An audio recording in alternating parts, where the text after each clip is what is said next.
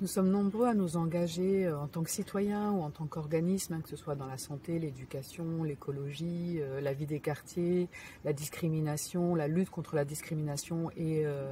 les inégalités, la démocratie, les entreprises libérées, mais on a parfois du mal à avoir de la clarté nous-mêmes ou même à s'accorder sur c'est quoi ce bien commun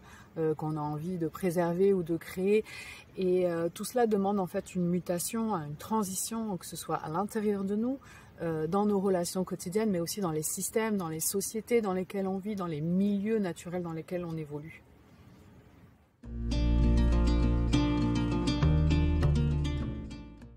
Marshall Rosenberg, le fondateur de la communication non violente, disait que la CNV est une posture de paix, une recherche au niveau individuel, à l'intérieur de nous, interpersonnel avec les autres dans notre quotidien et au niveau des systèmes.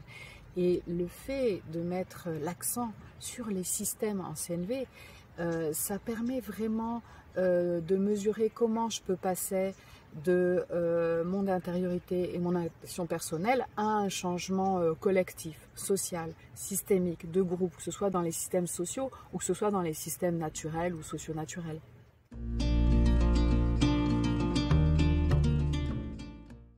Nous sommes plusieurs formateurs à travailler sur ces questions-là. Alors on n'a pas tous la même vision du changement social ou même de la systémie, ni même les mêmes apports pédagogiques, mais c'est très bien, ça permet à chacun d'aller trouver la couleur qui lui convient. Globalement, tous les formateurs partent des préoccupations des gens dans leur quotidien, dans leur travail, dans leur engagement, et on fait des mises en situation, des jeux de rôle,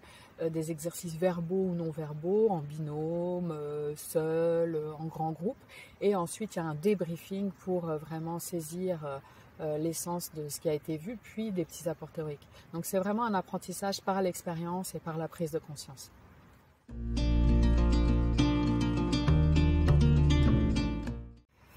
Pour ma part, comme j'ai vécu 15 ans en Afrique et en Amérique latine et que je suis par ailleurs docteur et chercheur en sociologie, anthropologie, dans mes formations, il y a toujours un petit peu de systémie et des exercices qui ont trait au groupe d'appartenance et ce genre de questions-là, quel que soit le thème qu'on va aborder dans la formation de CNV. Et puis j'aime bien le faire notamment avec du théâtre forum.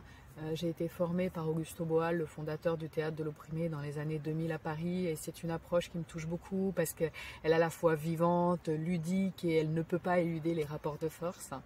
Et parfois je donne quelques petits apports avec des exercices ou des trucs et astuces concrets en intelligence collective. Concrètement, ça peut être sur des modules d'initiation, donc les bases de la CNV en 6 jours, mais appliquées déjà au changement social et écologique et avec ce regard systémique. Et puis, je propose aussi un cycle de formation, d'approfondissement de 6 jours qui s'appelle CNV Transition sociale et écologique, et sur lequel on va travailler un petit peu plus en profondeur sur comment on prend une décision à l'intérieur de soi et à l'extérieur pour piloter le changement. Ensuite, sur le deuxième module, on va travailler vraiment beaucoup plus sur les questions d'interculturalité et de dialogue d'un groupe d'appartenance à l'autre. Et sur le troisième module, on va vraiment travailler plus sur les questions de pouvoir et de s'ancrer dans une manière de créer du pouvoir avec qui va permettre de créer une coopération plutôt consciente.